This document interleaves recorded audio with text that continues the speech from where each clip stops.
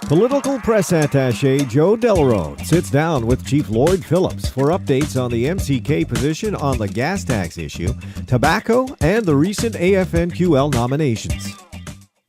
There's a court case going on regarding gas tax. It's been front page in the Eastern Door for a few weeks now. Council is mentioned often. What's its actual position in this? Well, Council's role in this whole case is observer, because we haven't been involved in this court case since its inception. As we said before, there was a couple of discussions with Council and with the Grand Chief Mike DeLille prior to this court case being started. But since then, we haven't been involved, and because Council, as a general rule, has always tried our best to stay out of court. Especially when it comes to issues regarding our rights and of that nature. You don't want a judge making rulings on it. You'd rather have opportunity to sit down with government and have a negotiated settlement or a negotiated agreement rather than have a judge impose something on you. In this case, did the retailers ask Council to get involved at all?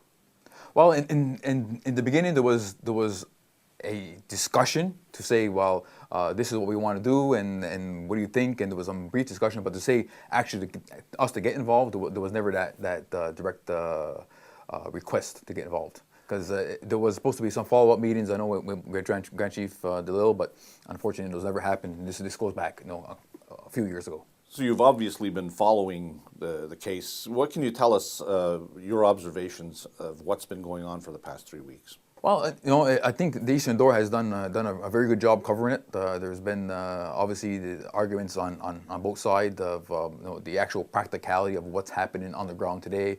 There was some discussion about the class action lawsuit that was settled last year from the Ghislain Picard case in the AFNQL, which is not related to this directly, but it was mentioned several times. But also, as we see in the past, there was a lot of, shots sort of being taken at Council about discussions that we allegedly had with government or secret backroom deals that were taking place, which obviously nobody brought forward any proof to these types of discussions, because there has been no substantive type of discussions with Quebec or Canada on tax exemption for some time. The last one that has been done is we know the famous, or infamous I should say, the 10 agreements, and one being the petroleum, tobacco, and alcohol agreement, which was never implemented because of political processes internal to Ganawage. But there's been no substantial movement on our side, but yet we hear from what we best understand is from Ganawage, but as well as Quebec, saying stuff that is misleading, or maybe a phone call made by a council member or a small meeting by a council member is made out to be some grand scheme or grand plan of selling our rights or making the secret deals and stuff, which is far from the truth. Okay, I'll ask two questions here. The first one, what's the best that can happen in this case? The best that could happen in this case is they could win. And I said this before, and I'll say it again, and I'm sure our council would agree with me, is that, yes, we hope they win, because despite the political atmosphere in our community and maybe some animosity and some political divisions in our community, we're all fighting for the same fight here. And do we agree that it should be in court? No. But do we hope they win? Certainly, because whatever the outcome is going to be is going to have direct impacts on Ganawage as a whole, not just the gas retailers. This is going to impact on all businesses, all Ganawage. So yes, there's a vested interest for everybody here. What's the worst case scenario? Well, worst case scenario is just the opposite, of course. But is they lose, and it's an ironclad decision, where even if you want to go to an appeal, not everything you appeal is automatically appealed. If it's an ironclad decision and all the facts are there, and the appeals judge will take a look at it, they may or may not accept it.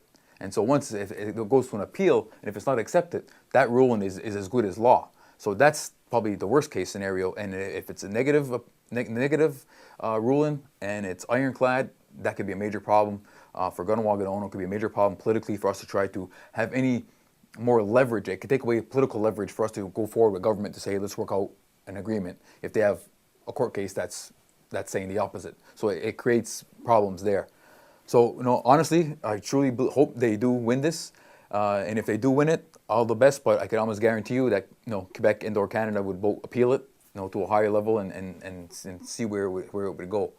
But we'll wait and see. I'm sure we'll have a ruling in, I believe this week. The closing arguments are taking place, and courts take their time and before you actually get a ruling. So we'll wait and see. Now, while we have you here, in terms of legal issues, so to speak, John Stacey's been in the news. One thing he said in terms of tobacco is that he has council's support, and that caused a bit of a problem in council. People have been calling the various council chiefs. What can you tell us about that? Well, council has, since I've been involved with council, I've always maintained the position saying the council does not view the tobacco industry as an illegal industry. We view it as legal. It's a legitimate trade, that it's reflective of our inherent right, our Aboriginal rights, and so on. And as such, over the years, we have issued several, basic, I guess, form letters, to individuals and on behalf of people's court cases and throughout the years, that basically states that, as a Mohawk Council of Ganawage, we view the cigarette industry as a legal trade, and for whatever that means, to the judge. At least it's stating a political argument, but it's a political argument brought forward into a legal environment, which a lot of times doesn't really go well, because in a court of law they want to see law. But the problem is, in Ganawage, as we all know, for many years we've been trying to get regulations and a tobacco law eventually in place to protect people within the industry. And it's hard for council to protect anybody in the industry if we have no law. We can argue principle and historic arguments all we want, but in a court of law that doesn't hold much water. So what we need to do is, we have been saying this for many years now, we got to create those regulations, create that law, so we have a document that, when we go to court, we could put it forward and say, based on this law, which is supported by our people, this is legal. Now let's argue a court of law, or let's argue with government on a law to law. Take their law, take our law. No, let's fight. Jurisdiction to jurisdiction. Let's fight. Let's not go into a court of law where they have all the laws and all the regulations stacked in their favor, and we just have, we don't have any laws or nothing to fight back with. So we have to try to level that playing field a bit, and then we have a good chance at taking on that battle. But unfortunately, it hasn't happened, as we all know. And every day, people are being charged, for offenses, and for the most part, they've been losing. And as longer this goes on, the precedent is being further and further ingrained in the legal system, and any future arguments are much tougher. Finally, you were in Quebec City recently at the AFNQL meetings. You ran for the regional chief's office. First off, hats off to you from me for doing that. It takes, you're putting yourself out there. Talk about the experience, the challenge, and all of that. Obviously, it was a big experience. First of all, thank you for that. But yeah, it was a very interesting experience, to say the least. Great learning curve. Politics is politics, and as we all know in Ganawage, the way things are. But certainly, when you look at a larger scale with different First Nation communities and different nations within there, it's a different dynamic of politics. And it was a great learned experience to see clearly the differences that exist, and the priorities and the needs of each area, and how it differentiates between say Ganawage versus the Innu community or the Cree Nation or something. There's a lot of similarities, but much differences there as well. So it was a great learning experience. I received great support from many chiefs. And I know certainly. I mean, hats off to Ghislain Picard, who pulled off a victory, and I wished him well, and we'll continue to work together over the next few years.